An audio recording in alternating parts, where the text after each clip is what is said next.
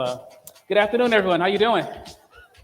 Awesome. Well, I'm definitely excited to share with you all. I used to speak at DigiMarcon 3-4 years ago before the pandemic, and it's my first time being back at one of these events, but definitely excited to be here. I'm local, and it's just good to just drive up the street and get a chance to talk marketing. A couple things before we start. There's mics, right? So there's, they got the orange globe cube mic. So we definitely want to have this as a conversation. We have our own perspectives. We got notes. We got plans, but we are not the smartest people in the room. And so we definitely, if you have questions, definitely feel free to bring those up when we cover different topics. And we want to make it a conversation and we want to have fun with this topic. So sounds good. So again, we're here to talk about digital marketing trends and expert insights about how to have a competitive edge. Again, my name is Arvell Craig, and I'll have my two guests introduce themselves. Thank you, Arvell. My name is Jody Rich, and I have about 15 years experience in advertising, marketing, worked across paid, owned, and earned media. I currently work for Salesforce Marketing Cloud, where I help customers with digital transformation, marketing optimization. And when I'm not working, I enjoy some Pinterest time, like myself some Dateline, and I enjoy the great Arizona outdoors. Awesome. I'm Megan Connor. I am the social media manager and influencer marketing manager at PetSmart. I have about a decade of social media, public relations, and digital marketing experience here in the Valley. What do I do in my free time? I don't know. I scroll social media is what I do. But no, I'm here locally with my husband and 4 animals, so very on brand for PetSmart. And we just love enjoying new restaurants and getting out with the pups. Awesome. Thank you. So make sure the time is good. I want to make sure we honor the time. I want to start it. But so my name is Arvell Craig. I'm with Contact Center Compliance. My background is digital marketing, owner of a web design company. Then I got into SEO and did that for a couple years when I could, kind of game the system. And then Google Penguin and Panda, if any old school people know about that, kind of smacked all my clients. And then I switched and got into email marketing and affiliate marketing and got into chatbots and conversational AI maybe 4 years ago.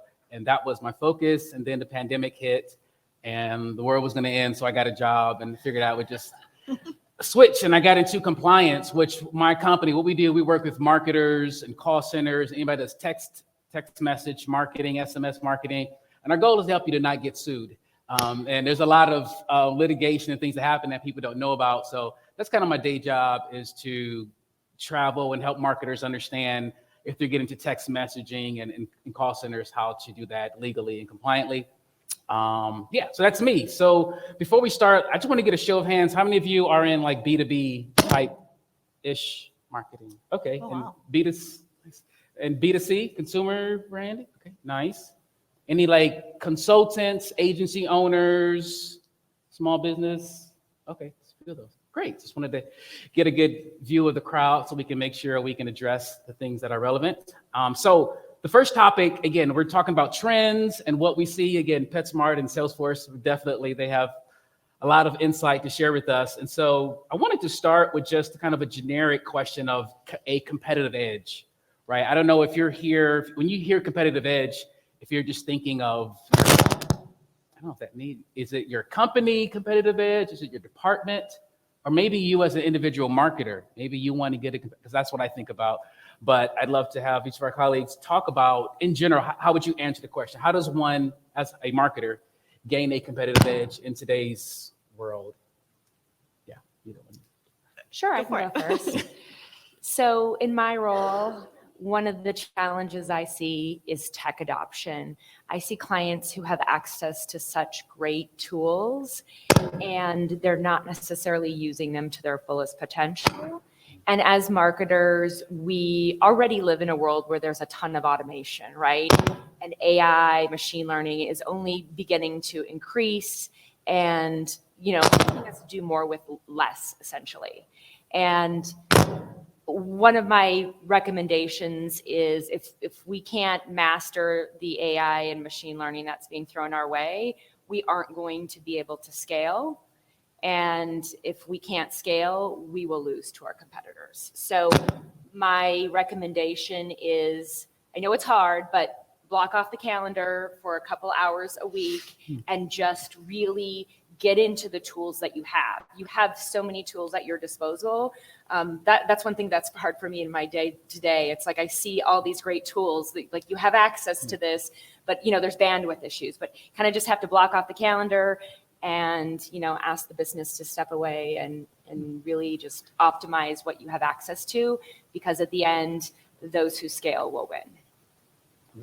Yeah, I would say leaning into the tools that you have. I think digital marketing specifically and social media, I'll be speaking more to the social media lens today, but it's moving so quickly. We're seeing all the social media apps compete with one another. They're trying to outrun each other, and they're all doing the same thing essentially and copying one another. And so I think it's really important not to fall behind. You need to test and learn. You need to understand how things are evolving and not get stuck in, traditional marketing does work, but we're already in the digital age. We need to make sure that we're evolving with all the technology that's evolving and not get too bogged down in too much of the traditional marketing. So I think really testing and learning and understand what works for your business and your consumers. And I would say data and analytics, that's something that is huge. You need to really understand and take a deep dive into your data and help that to inform strategies. If you do not use your data, you will not outsmart your competitors. And that's really important. I like that. Awesome. Yeah, I know when I think of competitive edge, and so because I've done a lot of different things, I've mainly been on my own as a marketer. So whenever I get a chance to speak, I'm always going towards you as a professional. What do you have to do to stand out and get a competitive edge? I mean, some things could be like just like your personal brand, right? If you want to stand out in your company or you're doing, what are you doing outside of work, or what kind of content? How are you communicating as a professional? Like us getting on stage here, we get a chance to just speak and make, so they look good to their companies, right? Because they're here. So you as individuals, whatever you feel comfortable with, how can you stand out and get a competitive edge versus your colleagues or competitors or things like that as an individual? There's another thing I just wanted to mention real quick. I don't know if any of you know the name Peter Drucker. He's like a management guru back in the day. He's got some of my favorite quotes, but one of my favorite quotes on this topic is he says, and he died maybe 10, 20 years ago. He says, been around, but he talked about the internet and how we've got so much technology and things are coming. So I love technology. I'm a nerd in all marketing tech, but the balance is, yes, you need to learn tech, but you also need to know yourself. That's, to me, that's a big key. And he has this quote that says, success in the knowledge economy comes to those who know themselves, their strengths, their values, and how they best perform. So whenever I get a chance to share to marketers, I met some people who are kind of new to marketing. I'm like, you need to know yourself because there's so many tools. You will never catch up and learn everything. So you have to be honest about what you like to do. Where is your natural talent, your natural interest? You can tell it's your interest because you're on Pinterest, outside of work, where do you have fun? Like me, I had to learn after years. I love tech, but I like speaking. This is completely non-tech, but it's my, strength. It's my talent. I like doing it. So the way I leverage every job I get, I'm like, how can I get on stage? How can I leverage my personality, even though I'm a marketer or a compliance guy, hanging out with attorneys but I always want to leverage my personality to help me to have a competitive advantage wherever I go. So I wanted to share that. And you're doing a great job. Oh, thank you. Thank you. Next question, what would that be? Oh, we were talking about, so Megan, we're thinking about with social media, because that's always a hot topic. You can just kind of take the floor and talk about some of the things you guys are doing at PetSmart. What are some things that whether it's, you just go where you want to go with social media in your role that you can share with us. Sure. So I'll talk a little bit about successes and then trends that we're seeing. So I oversee all of our organic social media, a little bit of paid, and then our full influencer ecosystem at PetSmart. And influencer and content creators has been extremely successful for us. And influencers are not going anywhere. They're basically going to be driving the content that we see across all of our social medias.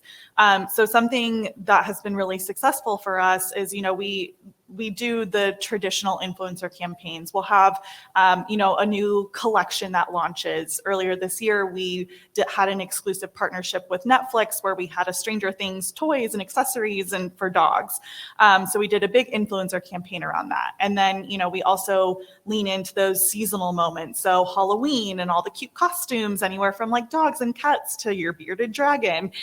So it's really fun to kind of dig into that with influencers. But I think what's been really great for us is while those campaigns one-off are really successful, our holiday campaign, which is live right now, so you can go see all this great content I'm about to talk about, is we really did a full funnel marketing campaign rooted in influencers. You cannot see a single piece of holiday content from PetSmart without seeing your favorite influencer in it.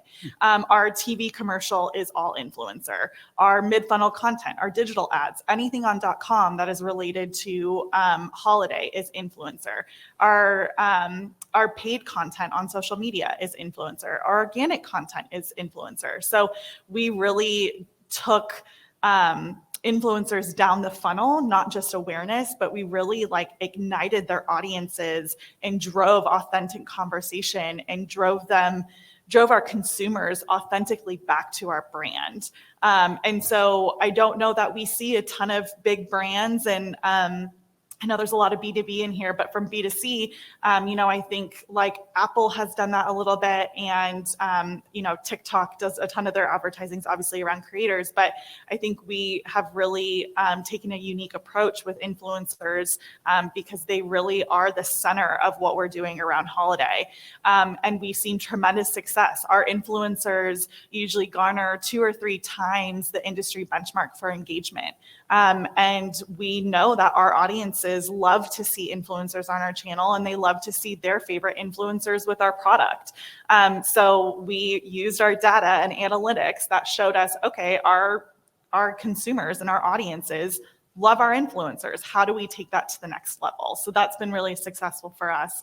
And then I think in terms of trends, and I'm going to stay on the influencer train a little bit, is it's literally not going anywhere. It's I think the stat is triple or quadruple in revenue, the creator ecosystem in the next 3 to 5 years, which is wild. And it's a billions and billions dollar industry. It's insane. So I think brands are really going to need to step into that space and understand how to best use these creators and these influencers for their brand. They essentially are an authentic third-party credibility for the brand. And if you use them the right way, it can be really successful. And I think that goes for paid as well. What we have started to do at PetSmart, which has been successful, and I think we'll continue to see into 2023, is using influencer content in all our paid social. So instead of that highly polished in-studio content that you typically see on sponsored posts when you're scrolling your feeds, it's going to be native to the platform. You're going to think you're seeing organic content when really it's sponsored. So you're more related to it, and it's going to drive more conversion. So I think the influencer content economy is just going to flourish in the next year. And I think if brands or marketers don't jump on that boat, they're going to lose out big time. Wow, that was a lot. Sorry. No, it's great because that's what we want. So I'm going to pause. I've got one follow-up question for you. I definitely think there's going to be some questions about influencer marketing. So if anybody has a question on influencers, please address that soon. But I wanted to ask you, because you used 2 different words. You said creators, and it seemed like that's the newer hyper, but versus influencers. Can you just describe both terms, if they're the same, interchangeable, and what do you look for to find an influencer? What qualifies as an influencer? Sure. So industry-wide, they're interchangeable. Influencer, creator. At PetSmart, they have different definitions to us. So influencer is really someone who has an audience and the audience breakdown is our target audience. We know that their audience, our target demographic is a millennial woman at PetSmart. And so we know that that's their audience. So we're gonna work with them. They have the reach that that we're looking for, and the engagement rate that aligns with our industry standards and whatnot. So that's kind of how we work with them, and we leverage their audiences. So we're providing products, or they're going to go check out a service that PetSmart offers, and they're going to talk about on their channel. When we talk about creators at PetSmart, we use creators to source a lot of content.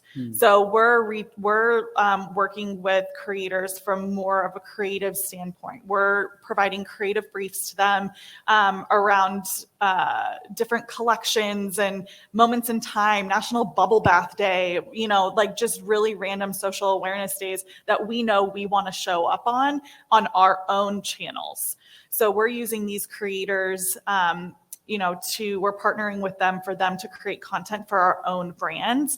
And that's been incredibly successful for us because we've been able to quadruple our content output in the last year by being strategic about how we work with creators and influencers, and just booming with content. So that's how we work with them. But I will say it's interchangeable. But I think influencers, I think a lot of the time people who may not totally understand their value will just be like, oh, that's an easy job. They just get in front of their phone and do a cute little dance, and then they get paid a lot. And there's so much more that goes into it than that. And so I think when we're starting to see the shift away from influencer to creator, and because I think they've really put the stake in the ground and have, they're finally getting the respect that they deserve as creative people. So that's kind of how we use the two terms. No, that's great. Any questions? No? Okay. Hey, go. Oh, there's one in the back. Got two questions, one in the back and one over here on the right. You got two mics. I think there's two mics. Hi. I would like to learn how are you managing the size of your team regarding content development, right? Because for kind of my company, it's a struggle to interact with those many influencers and supervising the content and leading them. So would like to know about the evolution of your team to manage all that content. You and I have the same problem. We are a small but mighty team at PetSmart for social media and content specific to social media. There's obviously a ton of other teams that oversee marketing content that's going out. But in terms of social media, we're very small. We continue to update our process. We have not found something that is perfect and works for us. So we're constantly evolving. I think what has worked for us in terms of structure is that, we plan a quarter out. So we not in detail, because you have no idea what's going to be trending on social media at that point. But we know, okay, these are the business priorities that we have, and this is what we know we want to support.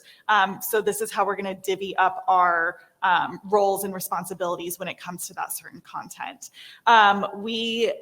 I mentioned earlier, we've quadrupled our content output over the year. We did bring on an influencer agency who has helped us to manage some of that interaction, but we are selecting the influencers, we are developing creative briefs, all of that. So it is a ton to manage. And I think people are starting to finally catch on that, oh, this is a lot to, your team is doing a lot.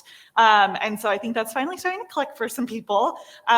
So I wish I had a better answer for you, because I have the same issue you do. If you figure it out, you let me know, and vice versa. Awesome. Great question. Another question over here. Hi, my name is Tori. I work in influencer marketing. I have for the last decade.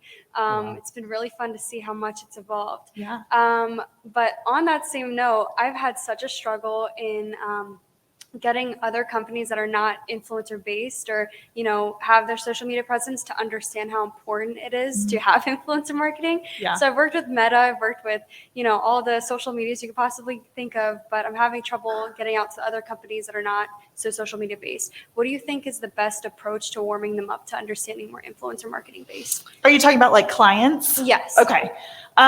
So I think I'm going to harp on data and analytics like this entire panel, but I think that's really important. So I think understanding who those clients are, what are their business goals, and then laddering that influencer marketing back to that. So I think just truly understanding what are their goals over the next year and what are the KPIs that you can attach to that, and then how can influencer marketing get you to those KPIs. So I think that's really important because they essentially want to say, okay, how much revenue is that going to bring me? Yeah. That's exactly what they're looking for. So I think as much as you can break it down in terms of data and this is what we can anticipate, I think the better. And use case studies too. Yeah. I mean, it can be not something you've worked on. I mean, you can, go to AdWeek, go to AdAge. They do huge, recaps around big brands that have done massive influencer campaigns. And they'll talk about how successful it is. Also, whoever those clients are, I would ask them, are you on social media? Because I think That's the problem. Exactly. So, I think that's a struggle that I have run into as well, is just what, if you're not on social media and you say you've been doing it for 10 years, then you need to, if you're hiring me, then you need to, respect my recommendation and my expertise. So I would start with data and analytics for sure. Thank you. And I feel for you. Yeah, thank you. Yeah, I'll just say one comment to that is that, to me, that's a prerequisite. It's like social media is like step one and influence will be step two. So to me, that will be your qualifier. Before you talk to a client about it, you got to make sure that you're spending money, they're investing. Again, imagine that their influencer budget would be 10% of their marketing budget or social media market. So make sure they've got, how much are you spending on social? What tools are you using as a qualifier before you even start to bring up that next part? But Yeah, that's a great ad.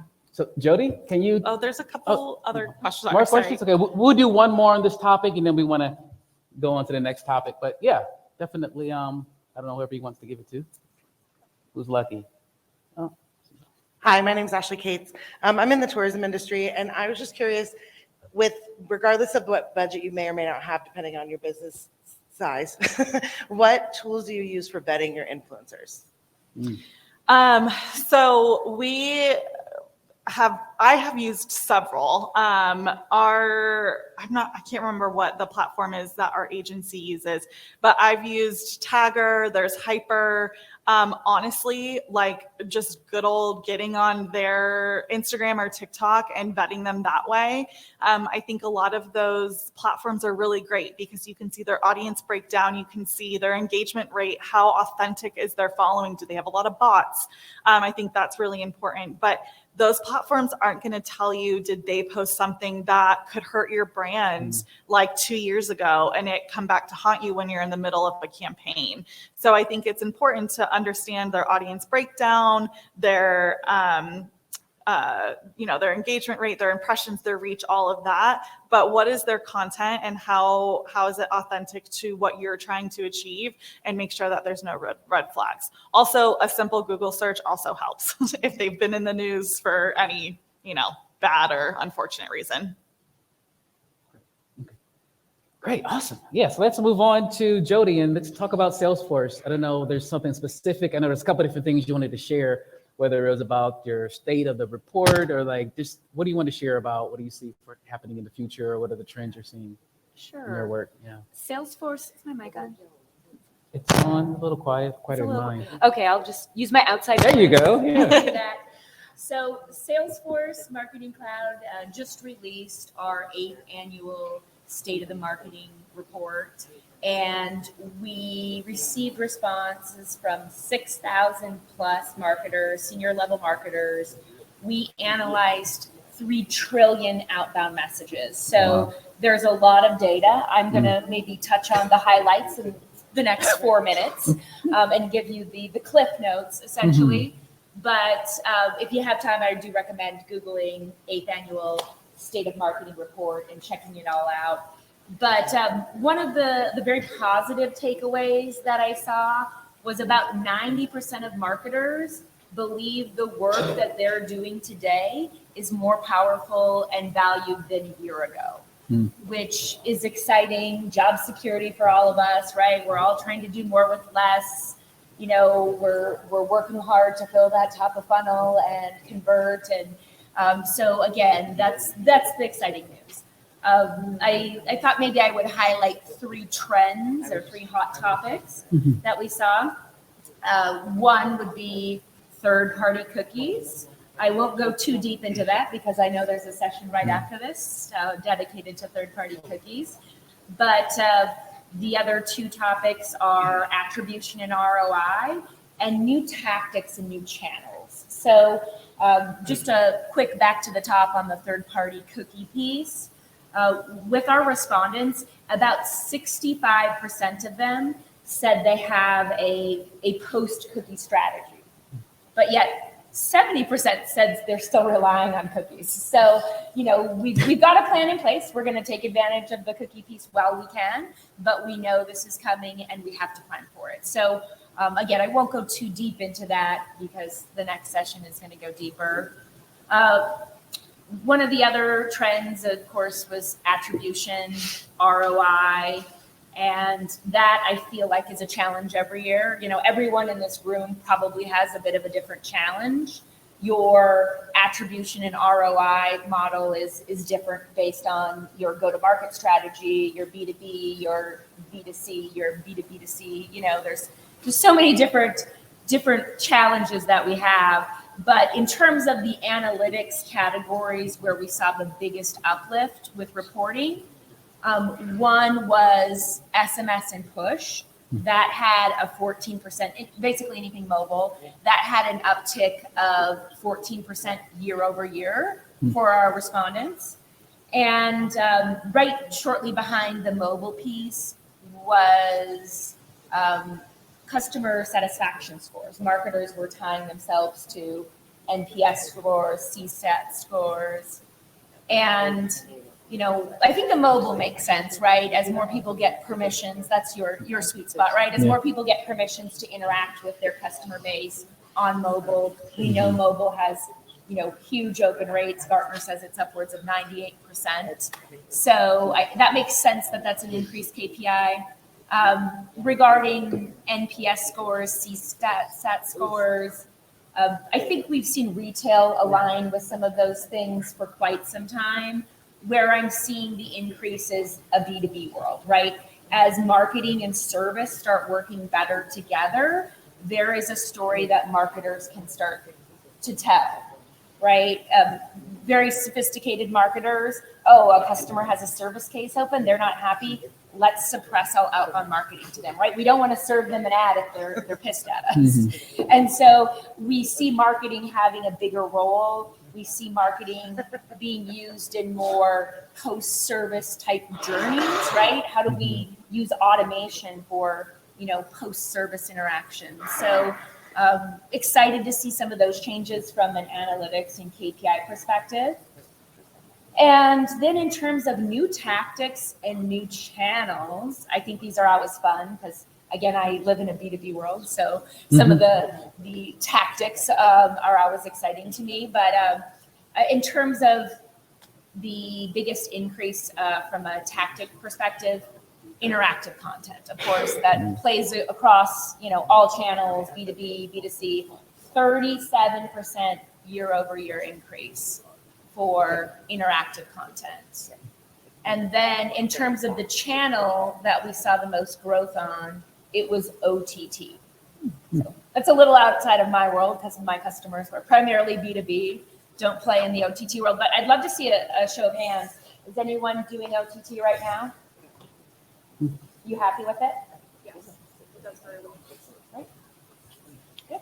Awesome. So that's kind of a high level, again, lots of data, but just threw out some fun numbers and things to think about, you know, in terms of trends. Again, if you have time, I recommend you download the data, and it's also separated by industries and countries, so you can parse the data a bit and see what speaks to your business specifically.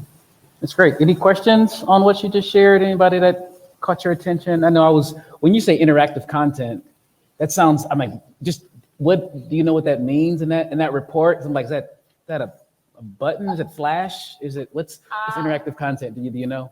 Quizzes, polls, all kinds of, Gotcha. interactive, that makes you feel engaged, Mhm. right?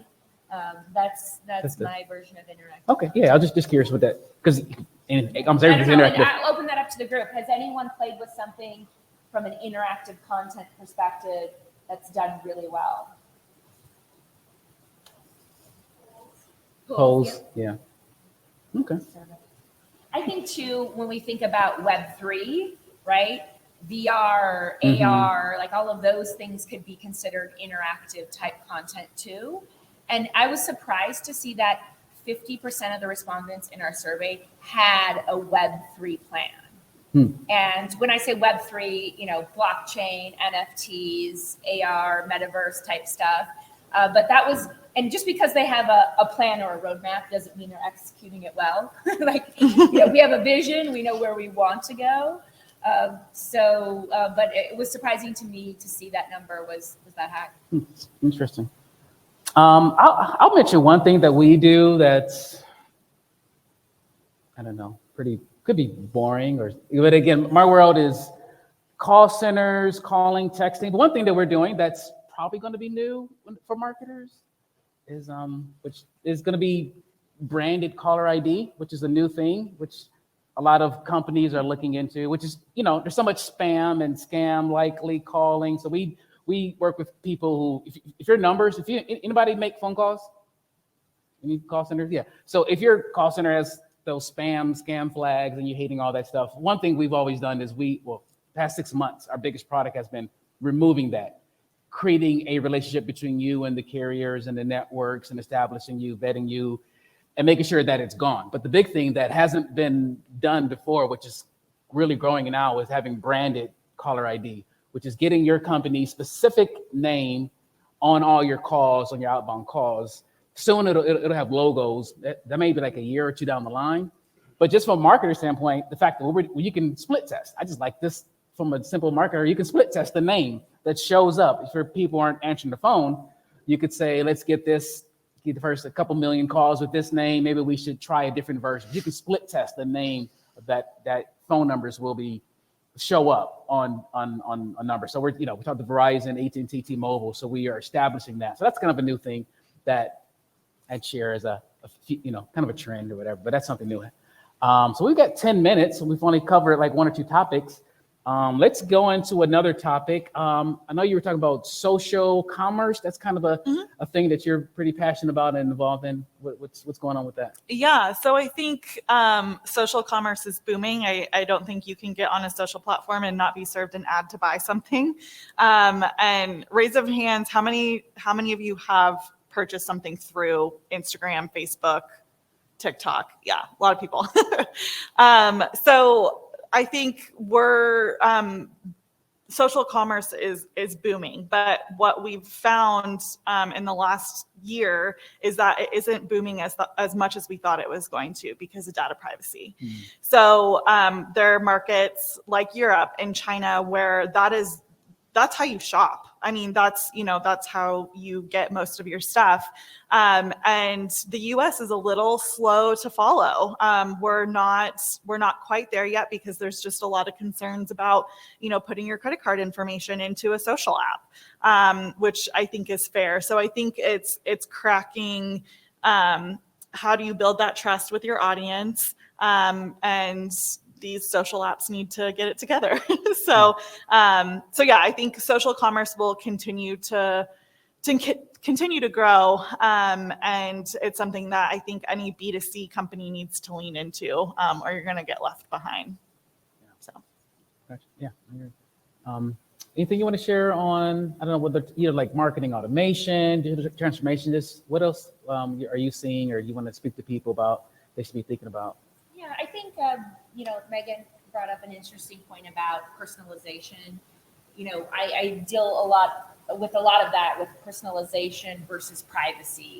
We're divided culture, right? Consumers see these very scary ads about your digital footprint and privacy. But I think, again, there is that trust factor where, we all want to get to that place where we have that one-to-one relationship with our customer. And it really feels good when a brand knows you, doesn't it? It feels good. And so that's something I work with clients all the time on is, how do we get there? Because when we tackle personalization, it is definitely a long game, right? There is a crawl, walk, run approach. And just if you're new to trying to get better at personalization and capturing some of this good behavioral first-party data that we're looking for, a couple things that immediately jump out to me when I advise clients when I think about personalization, right? Our website is really a gold mine, and we need to be capturing the data from our visitors. We can do it in a GDPR compliant way, but essentially that data is going to be essential for segmentation. And the two biggest mistakes that I see with this is, one, clients having such a scary cookie disclaimer. you know what I'm talking about, right? You go and it's like, do not sell my information. And it's like super scary. Like, soften that language. Like, that is a battle you need to pick with legal to soften that language. Hey, yeah, we want to provide a great experience for you on our website. Part of that includes, a cookie. And so, just soften it.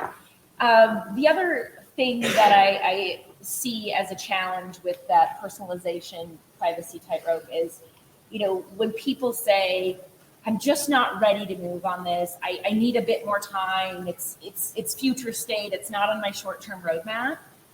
Well, at the bare minimum, start collecting that website data, even if you're not ready to move on it for a year or 2 years, right? Pixel that site, find a partner that's going to pull in that behavioral data in a GDPR compliant way. So when you're ready to move 12 or 24 months from now, you are in a beautiful place. You are data rich, and you can segment, and you can really start to offer that one-to-one personalization, not just on your website, but now you'll be able to do it in an omni-channel approach. And so anyone who's new to personalization, those are two starter tips that I would give. Yeah, no, that's good. I know one of the things that we follow when it comes to privacy is that a lot of the laws, because there's no federal law for privacy in the U.S. There's no one. So a lot of people don't GDPR, which is overseas, but you got CCPA in California, and that law, which I think went through a couple of years ago, but a lot of it's being updated, being added, and it's going live next year. Colorado has a privacy law. Virginia has one, maybe Connecticut. So just as marketers, again, I never thought about privacy before this past year, but that's something that I'm always looking into, because when you, again, in order to bring that personalization and understand people's rights, it does get a little bit complicated. It does get a little, to me, that's the future. There is getting more. It's frustrating to have to figure out all the different state laws and regulations that's different from federal, but that's just something that, I spend my day working on and thinking about. It's just important to understand. So we got 5 minutes, and I'd love to get into, we can either talk about predictions or just any final notes or comments, and then we'll leave it open for a few last questions in the last minute or two. But Megan, anything else you want to share with the audience? I think I touched on it a little bit at the beginning, just in terms of trends. I think if whoever you're working for, whatever you're marketing, if you do not have a robust social strategy, get one. It's huge. And, I think we talked a little bit about budgets, and we're starting to, just with the economy, we might start to see some budget tightening, the belt tightening, and social budgets are not being cut because we're seeing high conversion and success. And you basically can go through the full marketing funnel on social media. So I think it's incredibly critical to have a really smart social strategy, whether that be organic, paid, or influencer marketing. Pick what's going to work best for your business and your consumers. But I think it's something that definitely need to prioritize and will become even more important in 2023. Yeah, I think my advice with budgets tightening, right? There's a few different ways we can go with that. It's challenging, but I think one thing that I would recommend is really get your analytics in order. And when we think about budget cuts, right, paid is usually one of the first things to go. And I just think having your analytics in order is very important. And again, everyone's analytics journey looks a little bit different based on their go-to-market model. But at the end of the day, finance is the language of the C-suite. And I don't know about you guys, but I have several clients that do not have a CMO. They do not have that marketing voice in the C-suite.